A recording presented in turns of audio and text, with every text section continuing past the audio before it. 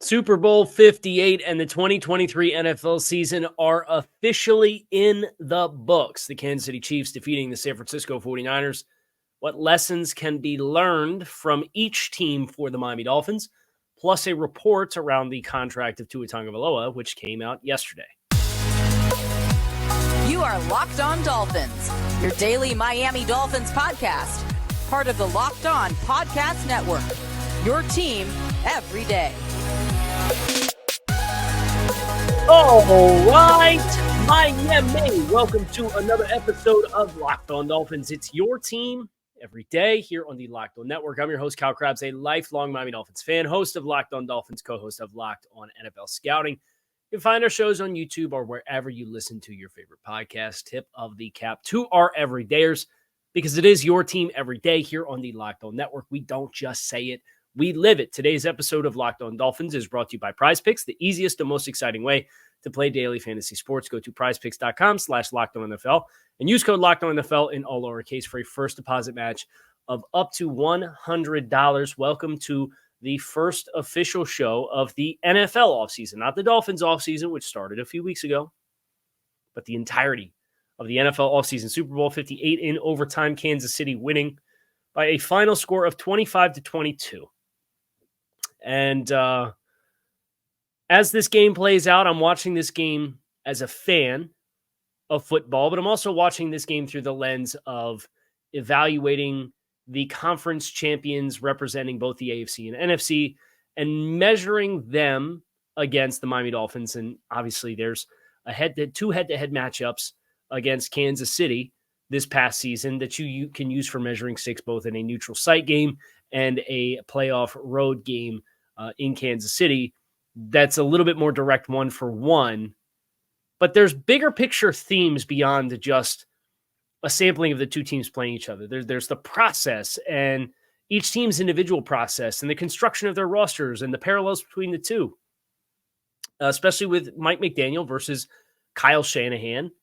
Mike McDaniel obviously coming off of that coaching staff to come to Miami.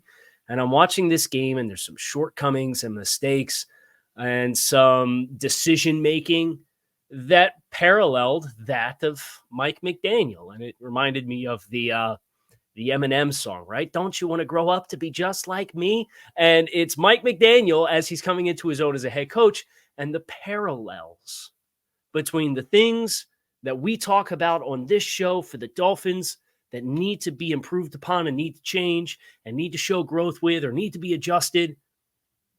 And you're seeing the same stuff from the guy who raised him up as a coach, as far as, the elevated role that eventually put him on the path to becoming the Miami Dolphins head coach.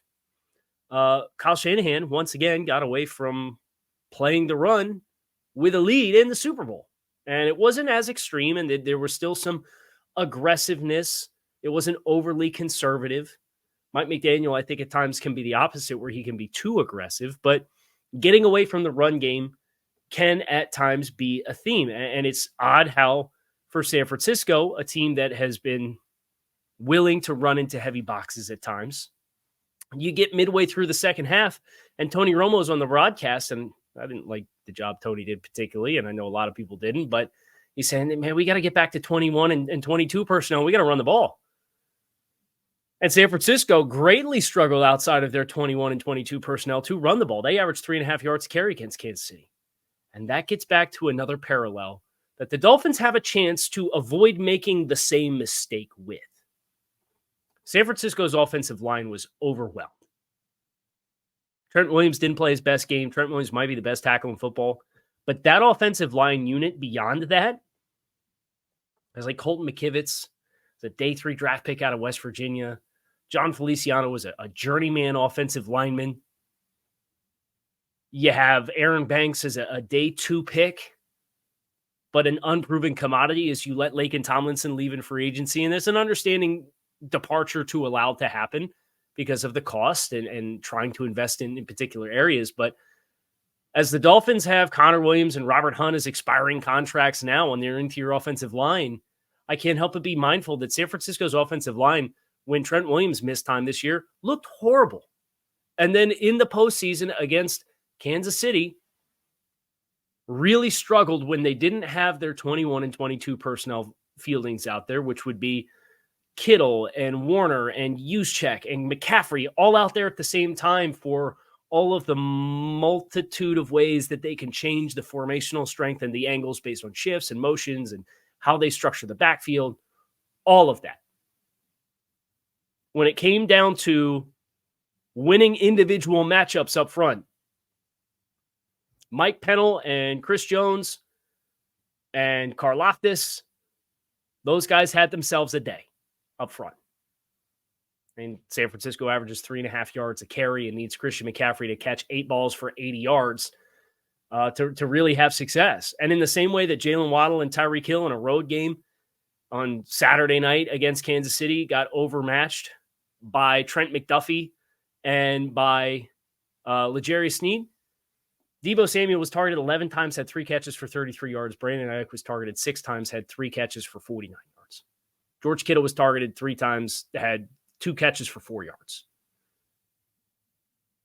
Kansas City took away the skill players, the premier players other than McCaffrey, in the same way that Miami's premier players were taken away against Kansas City. And Miami's offensive line with a backup center and a backup guard were overwhelmed in the same way that San Francisco's was. And San Francisco gets all the way to the Super Bowl. Then there's the overtime, the coin toss decision. And it's not a 1-for-1. But Mike McDaniel, it's known, if he wins the coin toss, he's going to defer to the second half because he wants the additional information and a chance to get potentially the extra possession at the start of the second half of the game. There's game theory involved there, and I get it. Well, conventional wisdom says you want the extra possession in the second half, so you always do it, right? But sometimes it would benefit your team to start the game with the football and set a tone offensively, especially as a team that's constructed to play from the lead.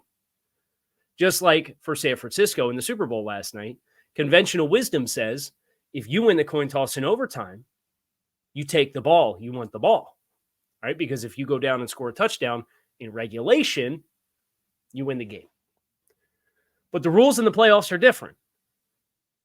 And apparently some San Francisco 49ers players were unaware that the playoff rules were different for overtime. In the playoffs, and this came after, I believe it was the 13 seconds game with Kansas City and Buffalo, if you possess the ball first in overtime and you score a touchdown, the game will continue. The other team has the chance to catch the ball, to possess the ball. And Kansas City players after the game said, we knew if we won the toss to start overtime, we were going to defer and let San Francisco have the ball first. And we knew if they went down and scored a touchdown, our plan was to go score a touchdown and go for 2 and win the game instead of extending overtime further. Meanwhile, San Francisco's players were unaware that the rules were different in overtime in the postseason. Now, it didn't matter because they didn't score a touchdown. They kicked a field goal. But the fact that conventional wisdom says, yeah, you win in overtime, take the ball. Well, with the rules being what they are, it benefits you. It behooves you to have the ball second because you know what you need to win the game. So having an awareness of the individual situation beyond just the general consensus game theory of how to handle a coin toss decision is something that we've talked about with Mike McDaniel. Kyle Shanahan just did it. And will rightfully get blasted for it all week. And the last thing that I had was the style of play and the margins for winning. San Francisco has a special teams blunder with a punt that goes off Darrell Luter's leg on a punt that creates a muffed punt that Kansas City recovers. And that really was the straw the hole that broke the levee open for Kansas City offensively. They had nothing going up till that point. And that was with 2 minutes left in the third quarter. San Francisco also had a blocked extra point. But for those unfortunate bounces of the ball, And to win a Super Bowl, you do ultimately need the ball to bounce your way a few times. You do need to get lucky at times. It's an inconvenient truth of winning a Super Bowl because Kansas City went 2 for 6 in the red zone. They did not drive the length of the field for a touchdown until the possession in overtime. They didn't play particularly well, and they still won. San Francisco had a couple kill shot opportunities. The end of regulation and with the ball first in overtime. And they had to settle for field goals twice. And with a rhythmic, run-focused, run-after-catch, timing-based offense, when you're going against a guy like Mahomes, your margin for errors are slimmer to finish the job. And San Francisco had him down, but they couldn't pin him for a 3 count. And that is something that we will continue to talk about for the Dolphins with their construction because of the parallels between the offenses. They're different offenses, but there's parallels and stylistic parallels and physical attribute parallels with the quarterbacks. Your margin for error to finish the job is slimmer, which means the rest of you has to be better. And Kansas City still, in spite of not playing well, found enough margins between special teams and field possession and an extra turnover and a blocked extra point and the defense buckling down when they had to in spite of their own offense going 2 for 7 in the red zone or 2 for 6 in the red zone. And one of those was a one-play 16-yard touchdown drive. Parallels. Things to be mindful of. Things to be aware of with your process that you need to attack to give yourself the best chance to compete. Because you're on the side of the fence with all the loaded quarterbacks. Up next, Kansas City and their long-term plan is our next focus here on Locked On Dolphins. Look forward to diving into that, so make sure that you stick with us. We'll be right back. PrizePicks is America's #1 fantasy sports app with more than 3 million users. They're the easiest and most exciting way to play DFS because it is you against the numbers. You pick more or less on 2 to 6 player stat projections, and you can watch your winnings roll in. It's demon time on PrizePicks. You can now win up to 100 times your money with as little as 4 correct picks. You could turn $10 into $1,000. Demons and Goblins is the new most exciting way to play at PrizePicks. Squares marked with red demons or green goblins get you different payouts. You can now win up to 100 times your money with as little as 4 correct picks. PrizePicks is really simple to play. You can make selections in less than 60 seconds on your phone. And they accept Apple Pay, so make sure you are constantly in the game. So go to prizepicks.com/LockedOnNFL. That is prizepicks.com/LockedOnNFL. And use code LockedOnNFL for a first deposit match of up to $100. So the Chiefs win again. Their third Lombardi Trophy in 5 years. And the way that they have done it, there's been an evolution of this team throughout the Mahomes era that is really eye-opening when you consider how this started when Pat comes in his first year as a starter. Gangbusters. The team is incredible offensively with peak Kelsey and peak Tyreek Hill versus what it was last night, which was a team that really, frankly, Pat made the clutch moments and turn it on in the fourth quarter and overtime. But this was a defensive team first and foremost for a lot of this year, which is really eye-opening when you consider they entered the season with the youngest defense in football. This team evolved their identity in a 3-year stretch that included them drafting L'Jarius Sneed, Trent McDuffie, George Karlaftis, Willie Gay, Nick Bolton, Leo Chenal, Jalen Watson, and Joshua Williams, all between 2020 and 2022.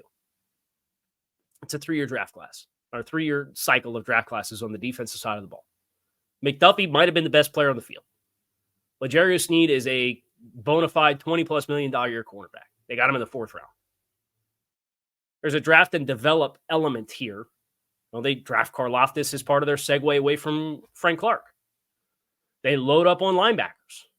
They go for big, long, toolsy, physical corners. Sneed, Watson, and Williams are all long, physical, athletic corners that were all day 3 picks.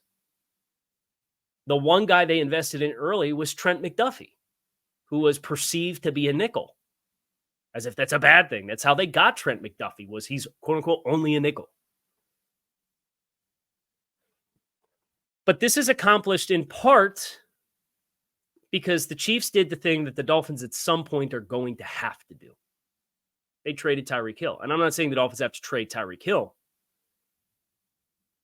But the Chiefs had an asset who they moved on from and got premium capital back.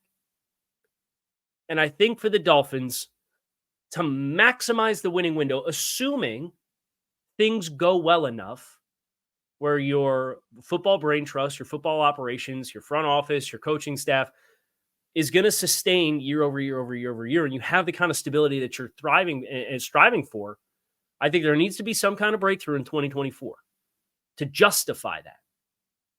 But if that happens, there's going to come a point where you're going to have to restock the pond. And you can't just restock the pond by floating your way through here, getting through having the Bradley Chubb day 3 pick come off the board this year that belongs to Denver, recouping your picks that you lost from a tampering issue, which is a really unfortunate set of circumstances because it could have avoided putting the Dolphins in this position, if we're being honest. An extra first and an extra third the last 2 years in draft capital would be massive for the outlook of the Dolphins roster construction. Through no fault of the current head coach, the current quarterback, the current roster, the current general manager. That stinks. But that's the unfortunate reality. And when you're assessing the decision maker at the top, he's probably got to be mindful of that. He's probably going to be mindful of the situation that they were put in where their own plans were blown up from within and blew up their draft capital. And you can't change it. It is what it is. But my point is this. Kansas City let Tyrann Mathieu, Charvarius Ward, and Frank Clark all leave in free agency for nothing in 2021. Orlando Brown, Juan Thornhill, Andrew Wiley, all leave in free agency. 2 starting tackles and a starting safety that's probably a top 15 safety in football left in free agency after 2022. Ty Matthews, a stud. Ward's probably San Francisco's best corner. Frank Clark at the time was a highly played player. Left for nothing.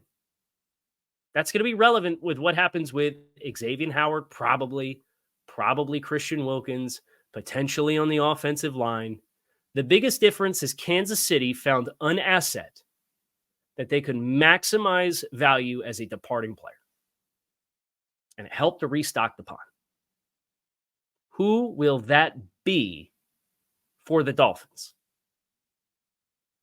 That's a question I don't envy them having to answer, but it's probably a question that needs to be answered within the next 24 months. Because right now, all your premier assets that are young players on rookie contracts, I mean, Javon Holland's coming in the last year of his rookie deal.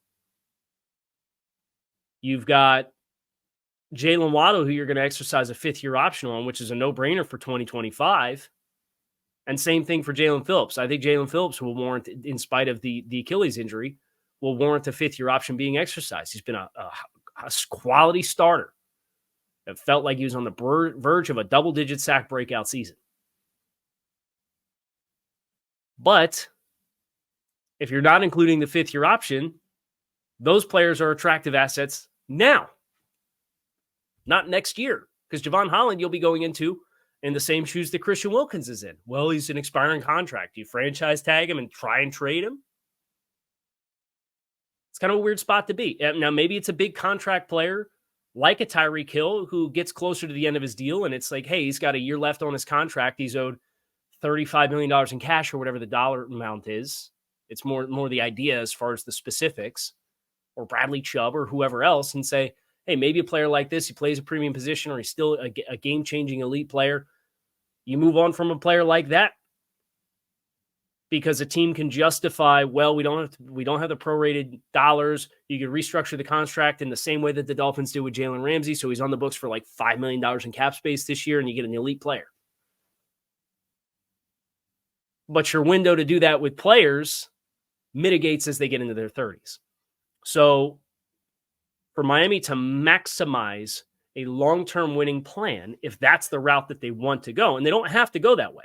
You could also say we're going to build it up, build it up, build it up, build it up.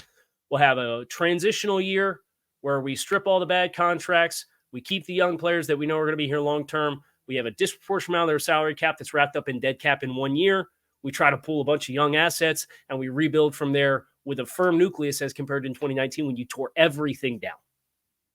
They could go that route. It's the Rams route, right? And the Rams in the second year out of it won 10 games and made the playoffs and could have beat the Detroit Lions in the playoffs on the road. So like you have options on how you do it, but if they want to choose to go the Kansas City sustained route, including with a quarterback on a second contract, and we'll talk about that in just a minute, you're running out of time to make a decision on who's that player going to be. And maybe it's you get on the board in 2020 with the 21st pick and you take a look at the assets and you say, man, we really want interior defensive lineman and interior offensive lineman. And it's not an alignment of value versus who's on the board with this pick. Let's trade out. Let's trade to 36 and try to get a first round pick next year. And maybe you do it that way. That's another way to do it. But there has to be at some point a trigger pulled for a maneuver that sets you up to do what Kansas City was able to do with their defensive side of the ball as they continue to evolve the identity of their team and not just be, we're going to score 38 points a game with Pat Mahomes. It's like, no, we're going to be in top 3 scoring defense in the league. And they did it thanks to a 3-year sampling of successful drafting. And I think Miami needs to prepare themselves for that avenue if that's the avenue they choose to go. And if they don't, okay. And we'll know by the end of this year, by the end of this offseason, we'll know what boat they put themselves in largely. Say, man, we're going to push this to the limit, or man, we tried to push this to the limit, and now maybe you have a little bit of a transitional year, and then you try to keep the floor at double-digit wins and try to peak every 2 or 3 years. We'll see. We have a report that came out courtesy of NFL Network that is next here on this episode of Locked On Dolphins. Stick with us. DoorDash went all out for game day with the big game, and DoorDash stuff from some of the ads to one lucky winner, cars, snacks, and even tax software. Somehow they pulled it off. I'm a little bummed that I didn't get the delivery, but at the same time, you do got to hand it to them. Was one heck of a delivery. DoorDash is the all-in-one app for your everyday needs, from restaurants to groceries to flowers and gifts. So next time you're running low on dinner ideas, pet supplies, or just time, you can get so much more than you realize delivered. Whichever watch party or anything party you've got coming up, you can get it delivered with DoorDash. Football season may be over, but we're in the thick of basketball games, the school year. And let's face it, winter, it's cold outside. You can think of a million different reasons to use DoorDash, especially if I don't want to step foot outside, because I want to freeze my butt off. DoorDash, your door for more. Head to the DoorDash app to get everything you need delivered. NFL Network, in the build-up to the Super Bowl yesterday, had programming on, and one of the things that was talked about was quarterback market and quarterback contracts specifically. And in that exchange with Tom Pelissero and Ian Rappaport, they touched on Tua Tagovailoa. And the quote that came out, there's something important that I think came out, and there's something that's not very important that I think came out. The quote, there's 2 quotes. With the salary cap continuing to rise, this is a direct quote, Tagovailoa now has a strong case to push for a contract at or above Joe Burrow's top of market $55 million per season. It was additionally noted that both sides would like to get a deal done quickly. And I would just like to say the second part is the most important part. Because I know how information game works. The game within the game. And I can assure you the tone and the messaging and the scope of Tagovailoa now has a strong case to push for a contract at or above Joe Burrow's top of market $55 million per season Which side of the fence do you think would benefit from that being out in the air as publicly discussed? Tua's representation or the Dolphins themselves? I'm sure Tua's representation would love for that to be the norm and accepted and expected outcome. I do not expect that to be the outcome. I do not expect Tua to crack a contract in that stratosphere, but his camp is well within their rights and doing their job to do everything within their power, including leveraging reports in a public setting on the NFL's owned network to say this player has a strong case for a top-of-market deal. It's part of the negotiations. I think that part's not as important because it's a part of the public leveraging game as the two sides do the dance to try to come together and figure out a deal and dollars. The important part is the footnote. The quiet thing is actually the thing that we should be reading into the most. Both sides would like to get a deal done quickly. Because if that's the case, and that's reported, I would expect that information probably comes from both sides of the fence for them to be able to report that. And we've heard Chris Greer say the expectation is that Tua Tagovailoa is going to be here and playing football at a high level for a long period of time. If both sides are interested in finding a deal quickly, then that, to me, says there's probably some pliability on where this ends up. Just to give you a rundown of the top of the quarterback market as things currently stand. You had 4 contracts last year, pretty much in succession, that all kicked in one after the next in the summertime. And each one reset the market. It was Jalen Hurts, and then it was Lamar Jackson, then it was Justin Herbert, then it was Joe Burrow. Hurts, $51 million per season. Lamar Jackson, $52 million per season. That was a long, drawn-out saga. Justin Herbert gets 52.5. Joe Burrow gets 55 per season on average. Below that, those are the only 4 quarterbacks in the 50s. You have Russell Wilson at 49, Kyler Murray at 46.1, Deshaun Watson at 46, Patrick Mahomes at 45, Josh Allen at 43, Dak Prescott, Matt Stafford, Daniel Jones at 40. Sounds like Dak Prescott one is going to be addressed. Sounds like the Patrick Mahomes one is going to be addressed.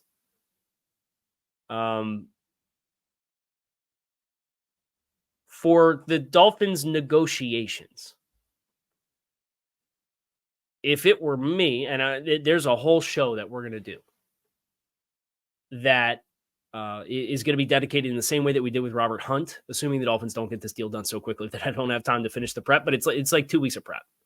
It's a lot of heavy lifting to do quarterback contracts, especially the way that some of them are structured. I think there's ways that you can structure this deal in an top 10 quarterback pay, because top 10 takes you through 2, 4, 6, 8, 10. Top 10 will put you at 40. You're going to get more than 40. I'll tell you that. Is he going to get 55? I would be stunned if he got more than 50, 55 or more. I think he'd be stunned. I would be stunned. I think there's a couple pockets within there that's maybe the middle ground from what Tagovailoa's camp is probably putting out into the ethos, as we saw yesterday, and where the Dolphins camp would probably like to sit as well. It's a complex conversation. It's a massive decision. It is a massive implication for every other element of the team. Will require a lot of prep work on me. I'm in the process of doing that.